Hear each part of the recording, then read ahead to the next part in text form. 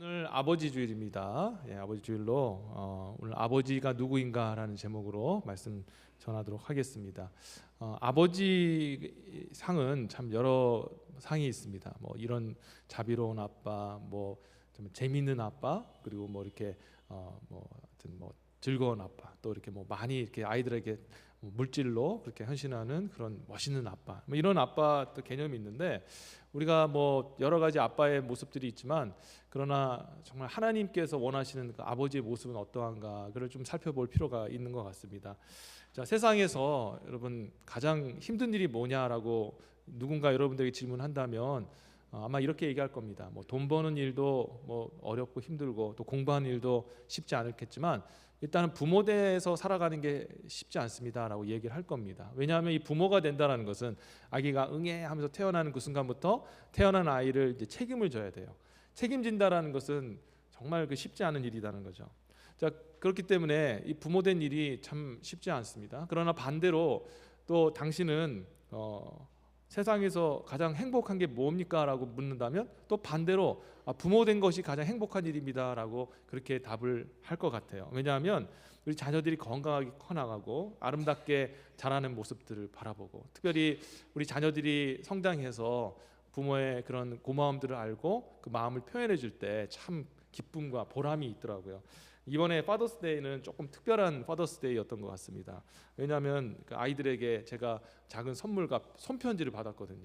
손편지 받긴 받지만 가끔씩 받지만 이렇게 또 우리 아들까지 같이 해가지고 편지를 이렇게 써줬는데 감동이 됐어요. 내용은 제가 개인적인 내용이라 말씀 못 드리겠는데 끝에 뭐라고 썼냐면 뭐 진심으로 썼는지 저는 알 수는 없으나 적어도 아빠 사랑해요 라고 이렇게 써 있는 모습을 보면서 참 너무 행복했습니다. 내가 참 가정에서 사랑받는 사람이구나 라는 그런 생각이 들었죠. 이 사랑한다라는 그 마음, 말 한마디가 참 힘을 주는 것 같아요. 위로와 보상을 주는 것 같습니다. 자, 그런데 이 세상에서 가장 좋은 선물은요, 뭐 여성들에게 있어서는 뭐 신상 백이 좋은 선물일 수도 있고, 남성들에게는 뭐 자동차나 뭐 전자제품이 아주 멋있는 선물일 수도 있을지 모르겠지만 가장 최고의 선물은 우리 가족들이 서로를 향해서 사랑한다라는 그 말이 아닐까라는 생각이 듭니다. 왜냐하면 사랑한다는 말 한마디가 모든 지난 과거에 힘들고 어려웠던 일들을 보상해 주고요, 또 앞으로 내가 열심히 가족을 위해 살아야겠다라는 그런 결단을 하기 때문입니다. 그래서 여러분들 정말 부끄러울 수도 있겠지만 가능하면 이런 기회가 있을 때, 무슨 날이 있을 때 사랑합니다라고 그렇게 한번 고백하시는 저와 여러분이 되었으면 좋겠습니다. 특별히 우리 아내 되신 분들 남편한테 사랑한다 말 하기 좀 쉽지는 않으시죠? 그렇다면 적어도 사랑의 마음을 담아서 수고했어요라고 그렇게 말해주는 저와 여러분들이 되셨으면 좋겠습니다. 아멘. 네, 역시 대답을 안 할 줄 알았습니다. 요즘 제가 좀 기도 좀 많이 해야 될 것 같아요. 막 아멘이 약한데 동의가 안 되십니까? 여러분 그렇게 축복하고 사랑의 말로 격려해 주시기를 다시 한번 주의 이름으로 부탁드리고 축원합니다. 아멘. 네, 좋아요. 이게 좋습니다. 자, 그런데요, 이렇게 사랑이 넘치는 복된 가정을 이루기 위해서는 어머니의 역할도 참 중요하지만 특별히 아버지의 역할이 너무너무 중요한 것입니다. 왜 그럴까? 그 이유가 있어요. 바로 하나님께서 아버지를 가정에 창조하시고 또 불러주셨는데 하나님의 그 아버지 되심을 나타내는 하나님의 모양과 형상으로 불러주셨기 때문이라는 겁니다. 그러니까 가정에서 아버지의 역할은 뭐냐면 눈에 보이지 아니하신 하나님이 우리에게 아버지로 계시잖아요. 근데 그 아버지의 파더십, 그 파더십을 보여주고 나타내는 그 통로가 바로 아버지이다. 우리 가정에 세워진 아버지들이기 때문에 그렇습니다. 그래서 아버지의 모습이 어떠한 것에 따라서 자녀들과 아내가 받는 그 하나님의 모습이 틀려진다라는 것이죠. 그래서 우리가 이런 모습을 기억하면서 정말 아버지, 하나님 기뻐하시는 아버지의 모습을 갖춰야겠다라는 그런 시간을, 그런 결단을 오늘 우리 특별히 아버지들이 하게 되시기를 바라겠습니다. 자, 그러면은 오늘 본문에 의거해서요, 아버지, 하나님 기뻐하시는 아버지가 되기 위해서 제일 먼저 무엇을 해야 될까? 사도 바울이 오늘 뭐라고 얘기하냐면 자녀들을 노엽게 하지 않는 아버지가 되어야 합니다라고 얘기하고 있어요. 자, 우리가 그냥 상식적으로 생각할 때 좋은 아버지 모습은 어떨까요? 라고 얘기할 때 사도 바울 입장에서 좋은 아버지는 기도하는 아버지입니다. 좋은 아버지는 또 뭐 자녀들을 아주 사랑하고 또 자비로운 아버지 이렇게 얘기할지 모르겠는데 갑자기 좋은 아버지의 조건으로서 자녀를 노엽게 하지 말아야 된다라고 얘기를 하고 있습니다. 자, 이게 무슨 말일까요? 왜 갑자기 아버지들에게 자녀를 노엽게 하지 말라라고 얘기할까? 방금 말씀드린 것 같이 아버지라는 존재는 뭐냐? 하나님의 아버지 되심을 가정에게 나타내 보이는 그 아버지됨의 그 통로입니다. 다시 말해 하나님 아버지의 모양과 형상이 바로 우리 가정에 세워진 육신의 아버지라는 것이죠. 여러분, 그런데 이런 하나님 누구십니까? 우리의 참 아버지, 진짜 아버지 되신 하나님이 어떤 분이십니까? 그분은 노하는 하나님이 아니라 노하기를 더디하시고 인자와 자비와 긍휼이 풍성하신 사랑의 아버지이신 줄 믿습니다. 아멘. 우리 아버지, 참 아버지가 사랑과 긍휼과 은혜가 풍성하신 하나님, 노하기를 더디하시고 노하지 아니하시는 그 하나님이시다라는 것이죠. 우리 인간이 하나님 앞에 범죄하였습니다. 먹지 말라는 선악과를 먹고 온 세상을 죄와 또 타락하게 만들고 부패하게 만들었습니다. 그때 하나님께서 분노하셨는데 그 노와 분을 누구에게 쏟으셨습니까? 죄를 저질렀던 저와 여러분들에게 쏟지 아니하시고 하나님의 아들, 죄 없으신 하나님의 아들을 불러다가 그 인간이 지었던 모든 죄에 대한 그 죄책과 죄값을 우리 예수님에게 부으셨다라는 겁니다. 그래서 예수님께서 우리 죄를 짊어지시고 우리 대신하여서 십자가에 달려서 우리 죄 때문에 대신 하나님의 노와 분을 받으시고 십자가 달려 죽으신 것이죠. 자, 그리고 나서 우리 하나님께서 저와 여러분들에게 뭐라 말씀하셨습니까? 이제 내가 너희를 향한 나의 노와 분을 내 아들 예수에게 쏟았으니 너희가 이제는 내 아들 예수를 믿기만 하면 나는 너를 무조건 용서할 것이고 다시 너희를 사랑하여 내 자녀로 삼겠노라라고 말씀해 주셨다라는 것입니다. 이러한 이 복음에 대해서 우리가 이 복음을 통해서 무엇을 할 수 있느냐? 우리의 참 아버지 되신 하나님 아버지는 은혜와 자비와 긍휼이 풍성하신 사랑의 아버지라는 것을 우리가 알 수가 있는 것이죠. 자, 그러면 이런 하나님 사랑의 아버지의 모양과 형상을 감당해야 되는 육신의 아버지는 당연히 어떠한 아버지가 되어야 되겠습니까? 당연히 은혜와 자비와 긍휼과 사랑이 풍성한 아버지가 되어야 하는 거예요. 왜? 그 모습을 통하여서 하나님을 우리 자녀들에게, 아내에게 보여주어야만 하기 때문이라는 것입니다.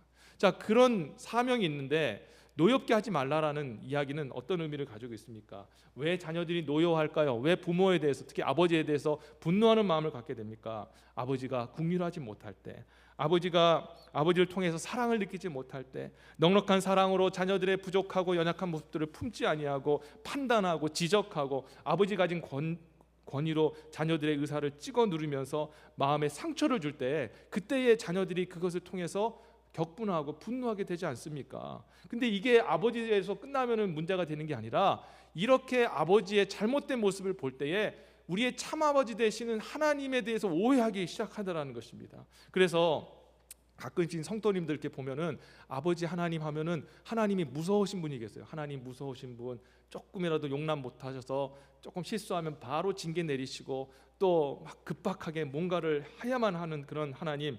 그런데 그런 하나님으로 알고 계신 분은 잘못 하나님을 오해하고 계신 거죠. 그런데 왜 그런가 살펴보면은 대부분 다 아버지가 그런 모습으로 존재하기 때문이라는 거예요. 왜 그럴까요? 아버지가 뭔데 왜 아버지 때문에 내가 하나님을 향한 내 하나님의 형상이 삐뚤어졌을까? 그 이유는 말씀드렸던 것처럼 아버지가 바로 보이지 아니하신 하나님의 그런 모양과 형상으로 부름을 받은 하나님의 거울과 같은 존재가 바로 육신의 아버지이기 때문이라는 것입니다.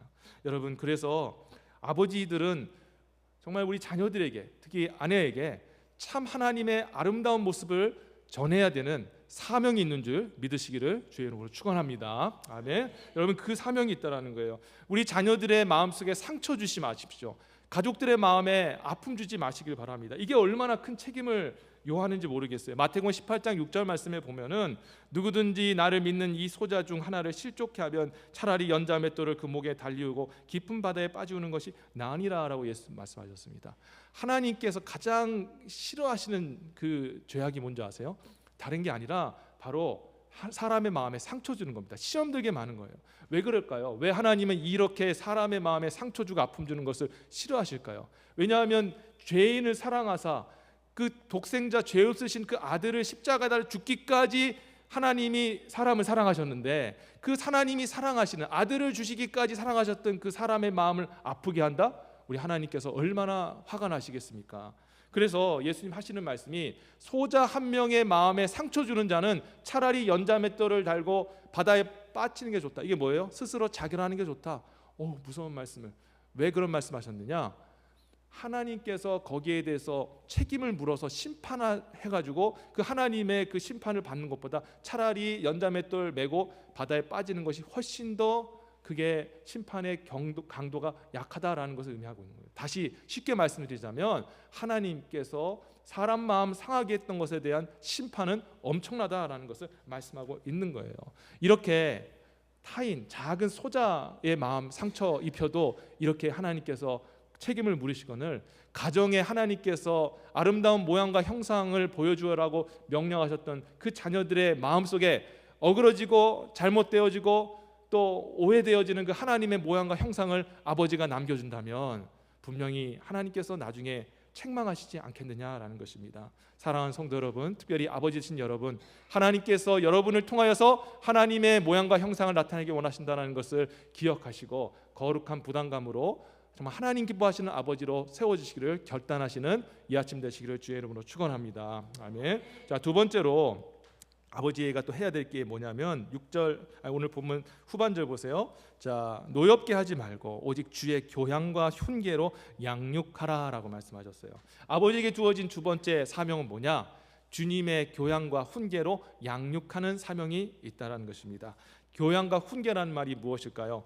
찰스 하츠라는 경건한 신학자가 있습니다. 그분이 얘기하기를 주의 교양과 훈계는 그냥 도덕적인 가르침을 가리키는 것이 아니라 예수 그리스도의 교훈을 가르치고 예수 닮은 사람으로 양육하는 것이다라고 그렇게 이야기했습니다. 교양이라는 단어는 영어로 nurture라고 하는데 훈련하다, 교육하다, 인격 형성하다, 생활 전반적인 지도를 한다라는 것입니다. 다시 말해서 도공이 그 후임 도공을 키우기 위해서 붙잡아 놓고 하나하나 일일이 가르치면서 손으로 가르치고 또 말로 가르치면서 멋진 또 다른 자신의 후임 도공을 만드듯이 자녀들을 그렇게 영적으로 세우는 일들을 아버지가 감당하셔야 된다는 거예요. 자, 그리고 훈계라는 것은 영어로 어도모션이라고 하는데 권면, 경고, 말씀 그것으로 바로잡음. 그러니까 잘못한 거 있으면 지적하는 겁니다.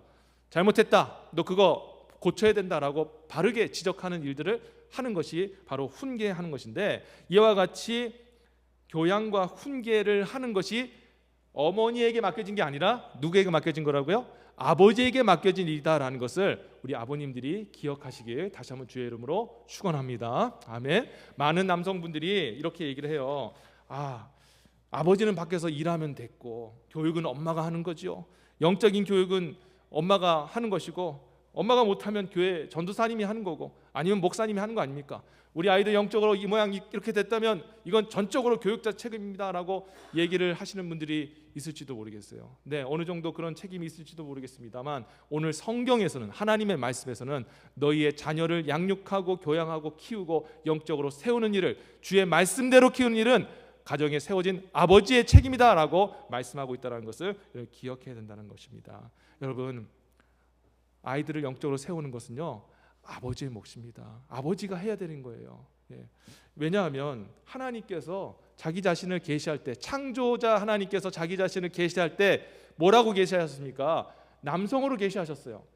그리고 아버지로 계시했다는 겁니다. 이거는 오해하지 마십시오. 여성을 내가 폄하하거나 그런 것이 아니라 하나님이 자신을 계시할 때 그렇게 남성으로 아버지로 계시했다는 거예요. 그리고 나서 하나님께서 남자를 세우시고 여자를 주셨습니다. 아내를 주셨습니다. 왜? 아버지 되게 하시려고. 아버지를 통하여서 하나님의 아버지의 모습을 가정에게 가르쳐 주시기 위해서 아버지를 세워주셨다는 거예요. 그렇다면 아버지가 되었다는 건 뭡니까? 이와 같이 하나님께서 주신 그 하나님의 형상을